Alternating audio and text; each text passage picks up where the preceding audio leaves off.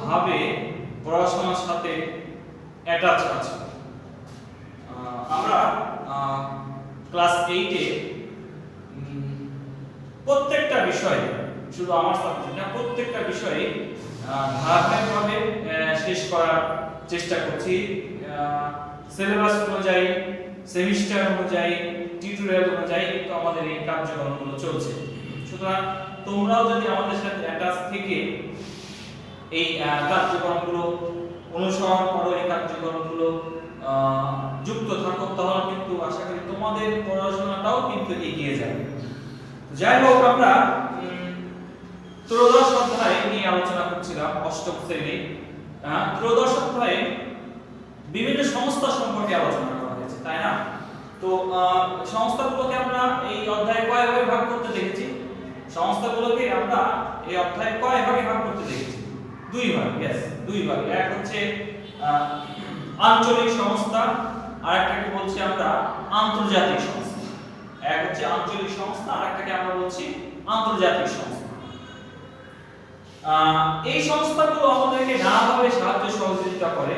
তার মধ্যে পৃথিবীর সবচেয়ে বড় যদি আন্তর্জাতিক সংস্থার কথা বলা হয়, সেটা কি?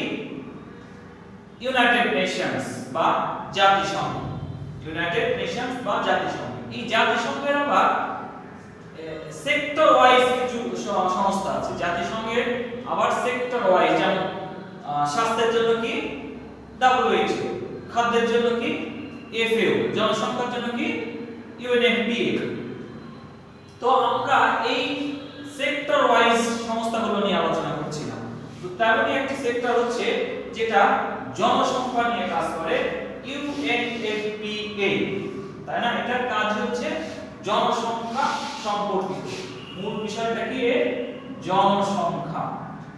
জনসংখ্যা। এই সংস্থাটা মূলত কাজ করে জনসংখ্যা নিয়ে, এবং এই জনসংখ্যা বিষয়ে যাবতীয় বিষয় এরা দেখভাল করে, সেটা উন্নয়নশীল দেশে বা উন্নত দেশে। তো এদের কাজে লক্ষ্যটা আগে আমরা দেখি। এদের কাজের লক্ষ্য আমরা আগে বললাম যে এদের কাজ হচ্ছে জনসংখ্যা নিয়ে, কিন্তু এদের কাজের কিছু লক্ষ্য আছে বা কিছু উদ্দেশ্য আছে, বা কি কি বিষয়ে এরা কাজ করে। বলা হচ্ছে জনসংখ্যা বিষয়ে এরা নানা কাজ করে, তবে এদের স্পেসিফিক ভাবে যদি আমরা বলি, তাহলে বলা হচ্ছে যে এরা উন্নয়নশীল দেশে এদের কাজটা, উন্নয়নশীল দেশে,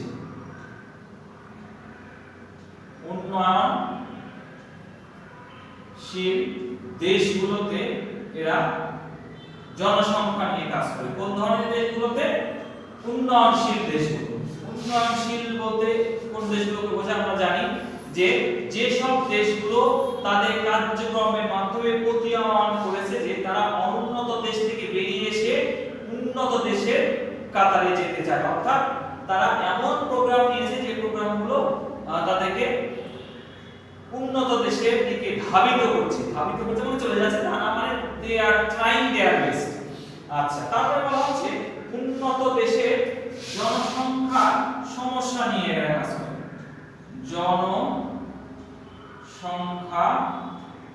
জনসংখ্যা সমস্যা নিয়ে এরা উন্নত দেশে, উন্নয়নশীল দেশগুলোতে জনসংখ্যা সমস্যা নিয়ে এরা কাজ করছে, এবং এই জনসংখ্যা সমস্যা নিয়ে কাজ করার সাথে সাথে সেটা সমাধানও দেয়।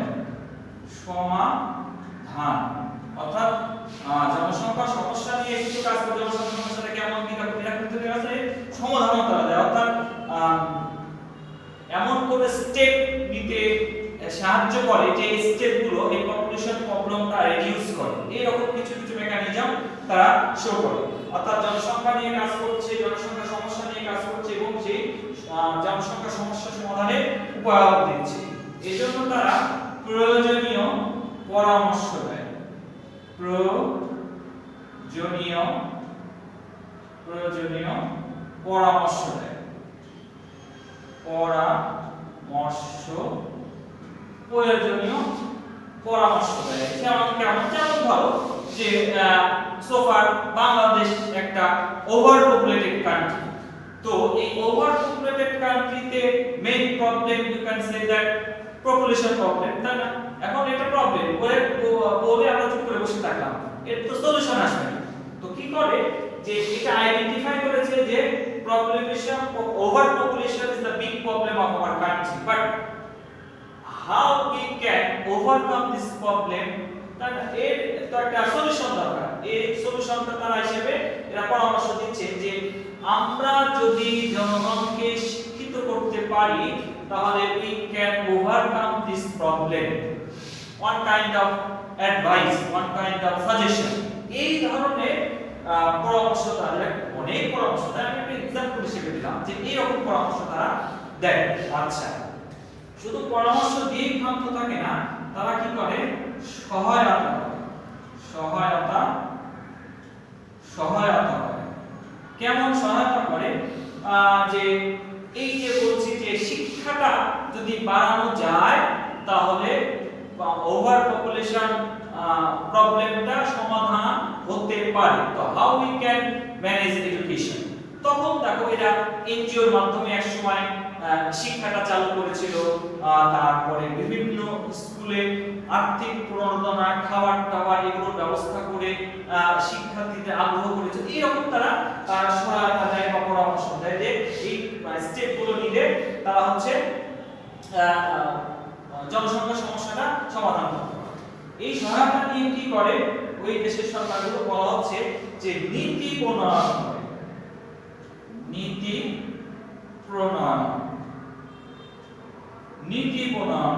প্রণয়নকে আমরা কিন্তু জনসংখ্যা চ্যাপ্টারে দেখেছি যে জনসংখ্যা সমস্যা বা জনসংখ্যা বিষয়ে কোন দেশের সরকার যে কৌশল, যে সিদ্ধান্ত, যে কর্মসূচি বা যে থিওরিগুলো নেয় সেটাই হচ্ছে জনসংখ্যা নীতি। তো এই বিষয়গুলো আমাকে তারা নীতি প্রণয়ন করে, আর একটা কি কর্মসূচি বাস্তবায়ন করে। কর্মসূচি বাস্তবায়ন। তার মানে এই ইউএনএফপি উন্নয়নশীল দেশগুলোতে বিভিন্ন ভাবে সাহায্য করছে। সেই সাহায্যের কিছু উদাহরণ এখানে দেওয়া আছে, যেদের কাজের ক্ষেত্র হচ্ছে উন্নয়নশীল জনসংখ্যা এদের প্রধান কাজ, এবং সমস্যা আইডেন্টিফাই করা, সেই সমস্যার সমাধানের পথ বাতলে দেওয়া, সেই সমাধানের জন্য পরামর্শ দেয়, সহায়তা করে, এবং এই সহায়তার লক্ষ্যে যাতে নীতি প্রণয়ন হয়, কর্মসূচি বাস্তবায়ন হয়, এগুলো নিয়ে তারা কাজ করে। অর্থাৎ ওভারঅল জনসংখ্যা বিষয়ে যা যা লাগে সেই বিষয়গুলো তাদের দেখভালের বিষয় বা সেই বিষয়গুলোতে তারা সাহায্য করে। এখন দেখি বাংলাদেশে এর কাজগুলো, বাংলাদেশেও যে কাজ করে, তাই না? তো বাংলাদেশে এর কাজগুলো কি? বাংলাদেশ এবং জনসংখ্যা একে অপরের সাথে ওতপ্রোতভাবে জড়িত, এবং বাংলাদেশের একটা যদি প্রবলেম আইডেন্টিফাই করা হয় তাহলে পপুলেশনটা উপরের দিকে থাকবে। তো এখানে বলা হচ্ছে যে দীর্ঘদিন ধরে বাংলাদেশে একে সহযোগিতা করছে, দীর্ঘদিন এরা সহায়তা করছে, দীর্ঘদিন ধরে এরা সহায়তা করছে, সেটা জনসংখ্যা প্রবলেমটা আইডেন্টিফাই করার জন্য হোক, বা কি করে জনসংখ্যা কমিয়ে আনার ক্ষেত্রে হোক, জন্মহার কি করে কমানো যায়, এরকম বিভিন্ন ক্ষেত্রে বাংলাদেশে এই ইউএনএফপি সহায়তা করে আসছে। কিভাবে সহায়তা করে আসছে? কর্মসূচি প্রণয়নের মাধ্যমে। কর্মসূচি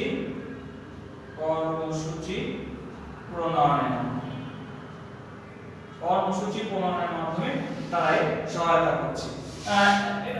উদাহরণ দেওয়া যায় যে এক সময় বাংলাদেশে কিন্তু আসলে জনসংখ্যা বৃদ্ধির হারটা অনেক ছিল, 2 পয়েন্ট সামথিং, 2 2.5 এরকম। এখন কিন্তু অনেকটা নিচে আসছে 1 পয়েন্ট সামথিং।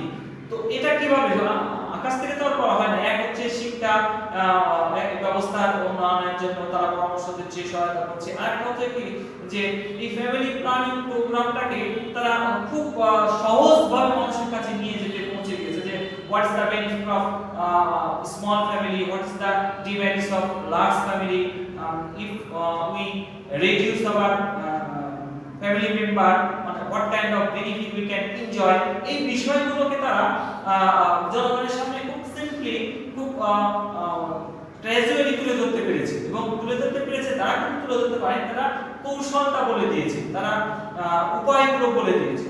সুতরাং এগুলো কিন্তু সফল হয়েছে বাংলাদেশে, কমিয়ে কিন্তু আসছে। তারপরে বলা হচ্ছে যে এরা বিভিন্ন গবেষণামূলক বা প্রতিষ্ঠান খোলার ক্ষেত্রেও গবেষণা বা বিভাগ খোলার ক্ষেত্রে কিন্তু সহযোগিতা করেছে। বিভিন্ন প্রতিষ্ঠানে জনসংখ্যা বিষয়ে বিভাগ খোলা বা জনসংখ্যা বিষয়ে গবেষণা করা, এইগুলো করার ক্ষেত্রে বাংলাদেশিরা সাহায্য সহযোগিতা করছে যাতে জনসংখ্যা সমস্যাটা ওভারকাম করা যায়। তো এই ছিল ইউএনএফপির কাজের ক্ষেত্র এবং ইউএনএফপি বাংলাদেশে যে তাদের কার্যক্রমগুলো করছে তার একটা ধারাবাহিক আলোচনা। আসলে এই সংস্থাগুলো নিজেরা স্বপ্রণোদিত হয়ে কাজ করতে পারে না যদি না ওই দেশের গভর্নমেন্ট, ওই দেশের নীতি নির্ধারকরা তাদেরকে সহায়তা করে। এদের সহায়তা নিয়ে সেই দেশের সরকার যদি কোলাবরেট করে একত্রিতভাবে কাজ করে তাহলে কিন্তু সমস্যা বা যে বিষয় নিয়ে কাজ করছে সেই বিষয়টা আরো বেশি সুন্দর হয়। তো নিশ্চয়ই আমাদের দেশে এই সংস্থাগুলো তাদের যে উদ্দেশ্য নিয়ে কাজ করছে সেটা আশা করি মহৎ, এবং সেই মহৎ উদ্দেশ্যের সাথে সরকারের মহৎ উদ্দেশ্য যদি এক হয়ে যায় তাহলে কিন্তু সমস্যাগুলো আইডেন্টিফাই এবং সমাধানের পথটা অনেক সহজ হয়। তো এই ছিল আজকের আলোচনা। ধন্যবাদ সবাইকে। খোদা হাফেজ।